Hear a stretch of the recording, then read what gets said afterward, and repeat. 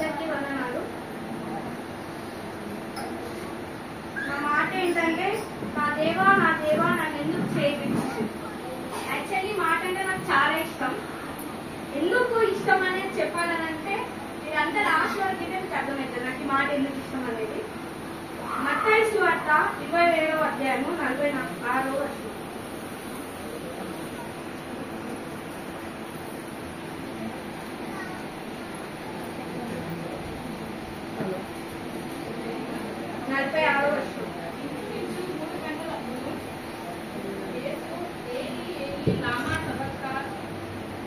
లామా సబక్తా అని బిగ్గరగా కేక వేసెను. ఆ మాటకు నా దేవా నన్నెందుకు చెయ్యి విడిచితివని అర్థము. అలాగే 22వ కీర్తన 1వ వచనం. నా దేవా నీవు నన్నేలా విడనాడితివి, నన్ను రక్షింపక నా అర్థాలను వినక నీవేలా దూరంగా ఉన్నావు. అయితే ఈ 22వ కీర్తన రాసింది దావీదు మహారాజు.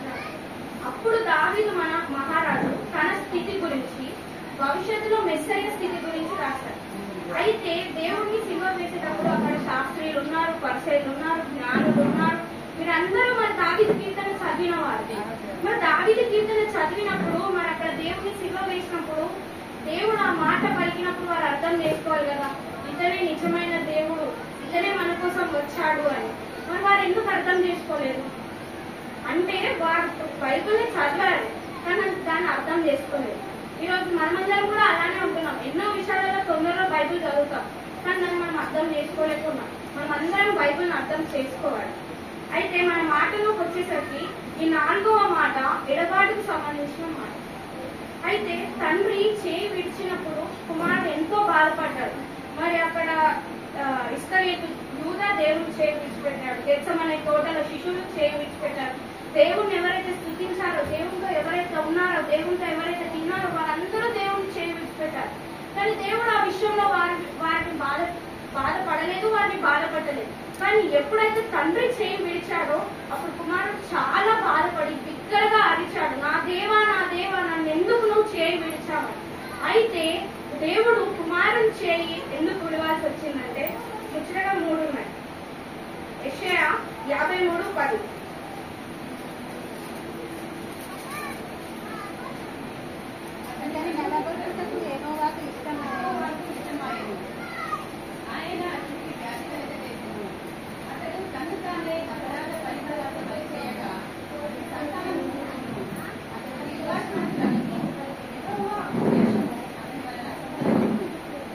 అయితే దేవాది దేవుడి కట 4వ వచనం ఇష్టమైనది.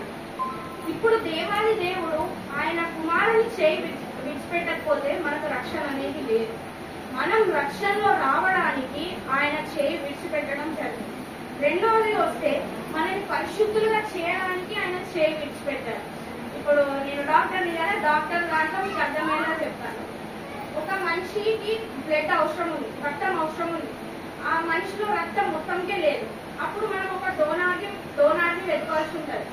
ఎప్పుడైతే మనం డోనార్ని వెతికి ఆ బ్లడ్ సేమ్ బ్లడ్ అయి ఉండాలి, సేమ్ బ్లడ్ అయి ఉండాలి. మళ్ళీ మనం ఎవరైతే రక్తం తీసుకుంటున్నామో ఆ డోనార్ నుంచి, ఆ డోనార్కి జ్వరం వచ్చినా ఆ రక్తం పనికిరాదు. ప్రతి ఒక్క టెస్ట్ చేసి తీసుకుంటారు. అతనికి టీబీ ఉందా, ఎయిడ్స్ ఉందా, డెంగ్యూ ఉందా, టెటానస్ ఉందా, ఇట్లా ప్రతి ఒక్క టెస్ట్ చేసి ఆ రెసిపియంట్ ఇస్తారు. ఎందుకంటే ఇప్పుడు ఈ చెడు రక్తం అనేది ఆయనలోకి వెళ్తే అది చెడు రక్తం అయ్యి ఆయనకి రివర్స్ రియాక్షన్ అయ్యి ఆయన చనిపోతాడు. ఆ మనిషి చనిపోవద్దనంటే ఈయన రక్తం ఎంత మంచిదై ఉండాలి, శుద్ధికరమైన రక్తం అయితేనే ఉంటది. మనది చెడు రక్తం, మన చెడు రక్తంలోకి మళ్ళా చెడు రక్తం పంపితే చెడైంది, మనం చనిపోతాం. కానీ దేవుడిది పరిశుద్ధ రక్తం. ఆ పరిశుద్ధ రక్తాన్ని మనలోకి పంపించి మనల్ని పరిశుద్ధులుగా చేయడానికి తండ్రి కుమారుని చేయి విడిచిపెట్టడం జరిగింది. అలాగే 3వది ఏంటంటే తెర తొలగించబడింది. ఎప్పుడైతే దేవుడు బిగ్గరగా అరిచాడో దగ్గరున్న దేవాలయం, సొలొమోను కట్టించిన దేవాలయంలో ఒక తెర ఉంటుంది. అది పరిశుద్ధ స్థలానికి అతి పరిశుద్ధ స్థలానికి మధ్యలో ఆ తెర ఉంటుంది. ఆ తెర అనేది చింపబడింది. అంటే మనం పరిశుద్ధుల నుంచి అతి పరిశుద్ధులుగా మనల్ని చేయడానికి ఆ తెర తొలగింపబడినట్టు దేవుడు ప్రాణాన్ని మనకిచ్చాడు. మన రక్తంలో ఆయనని కడిగాడు. మనం పరిశుద్ధులుగా కావడానికి. అది మనం ఇక్కడ ఏమని రాస్తుందంటే దేవాలయపు తెర చిరిగిపోయిందని రాస్తుంది. కానీ ఆ దేవాలయపు తెర ఏంటనంటే మనకి సాదృశ్యం, మన పాపానికి సాదృశ్యం.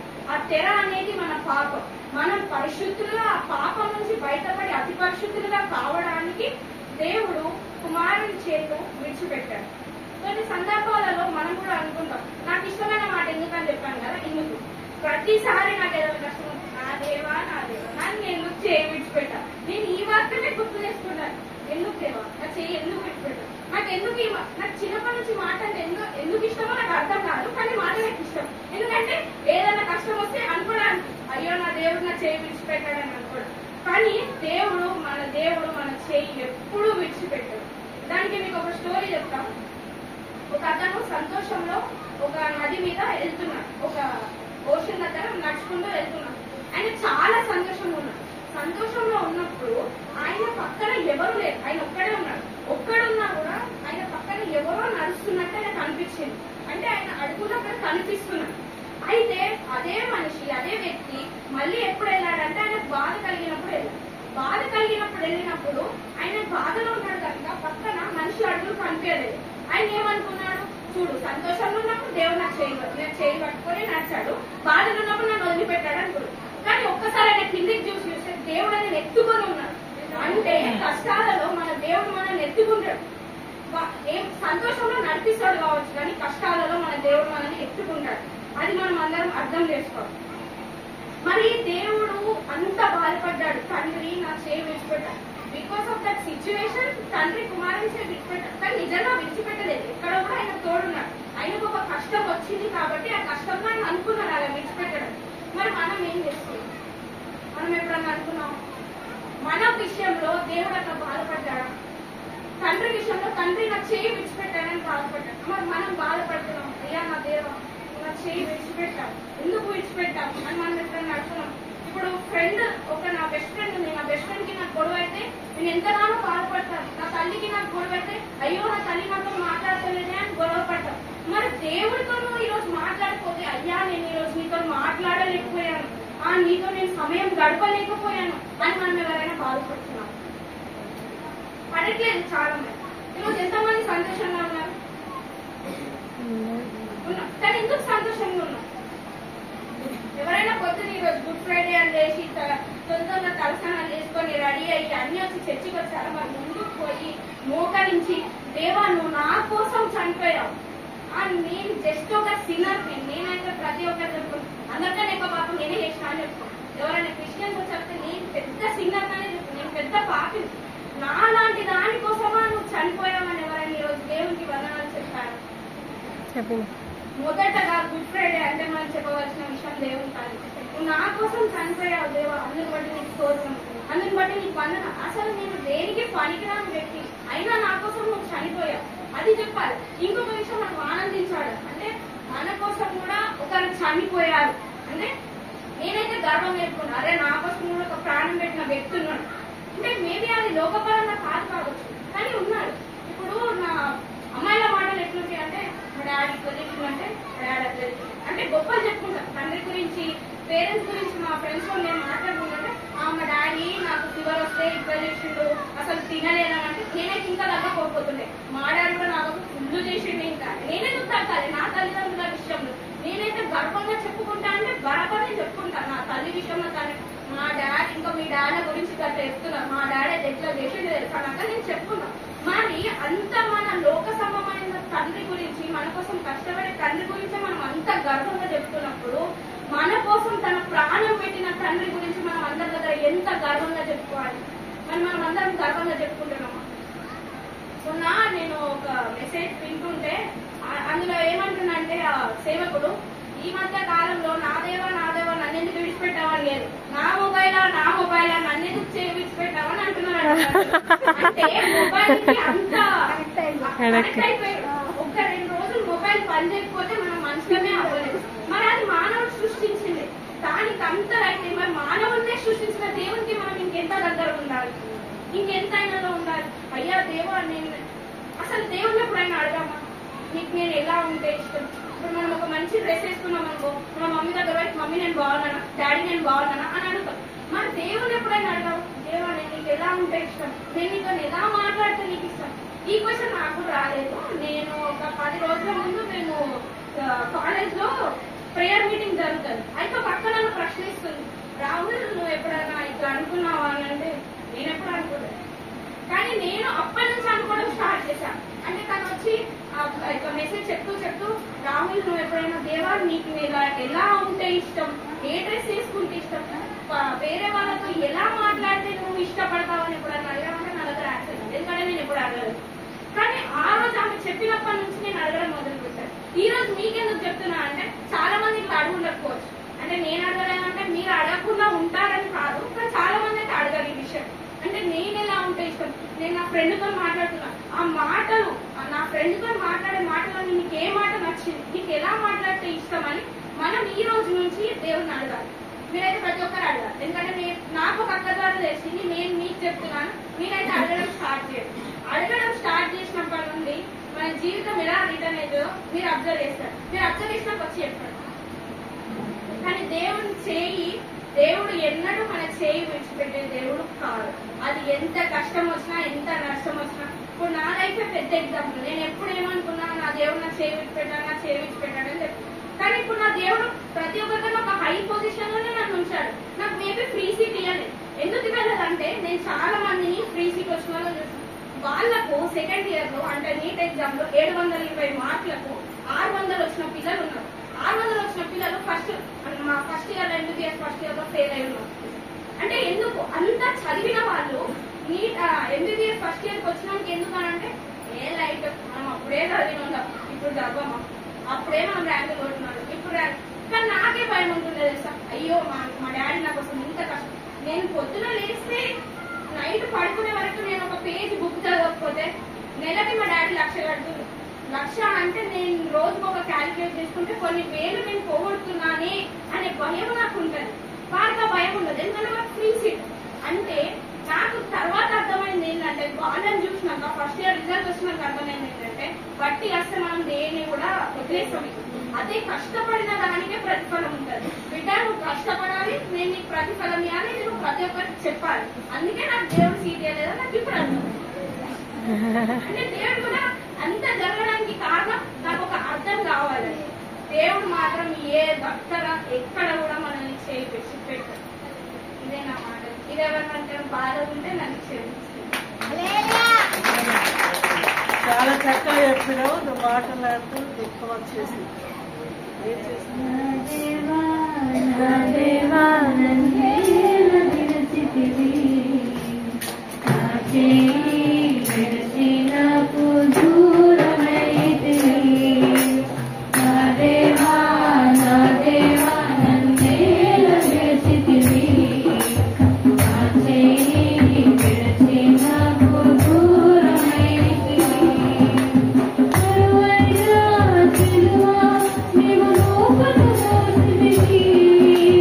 నడువ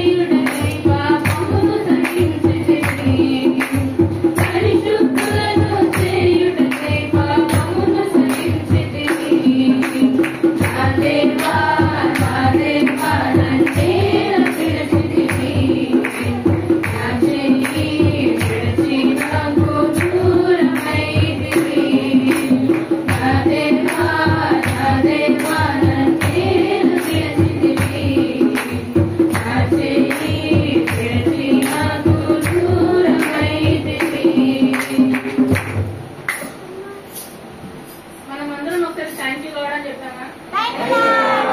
thank you lord. Thank you lord. గట్టిగా నాకు మాలాంటి పాపి కొరకు చనిపోయావు దేవా, thank you lord. Thank you lord. Thank you lord. Thank you lord. Thank you Jesus.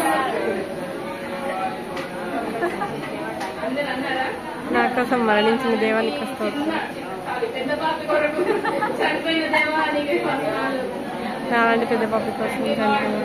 మనస్ఫూర్తిగా థ్యాంక్ యూ చెప్పండి. Thank you lord. Thank you lord. అందరూ అన్నారా? అన్నం దేవుడు తన సొంత కొడుకు చేయి విడిచాడు కానీ మన గురించి ఏమంటాడు? నేను ఎన్నడూ విడువను, ఎన్నడూ ఎడబాయను. తన కన్న కొడుకు చెయ్యి విడిచాడంట కానీ మనల్ని మాత్రం నీ చెయ్యి ఎప్పుడు విడవను, నీ చెయ్యి ఎన్నడూ ఎడబాయనని చెప్తున్నాడు. అంటే ఎంత ఇష్టమని మనము మన లాంటి పాపలమైన మన కొడుకు కూడా దేవుడు ఎంత మనం అంటే ఎంత ఇష్టం ఉంటే ఆ మాట సారీ. అనేది. అంటే నీ చెయ్యి పట్టుకున్నాడు సార్, నువ్వు ఎక్కడికి వెళ్తే నేను అక్కడికి వస్తాను దేవుడు అంటున్నాడు. అంటే మనం అంటే ఎంత ఇష్టం దేవునికి. సో ఈ మాటల గురించి ప్రేమగా ప్రార్థన చేస్తారు. 4వ మాట.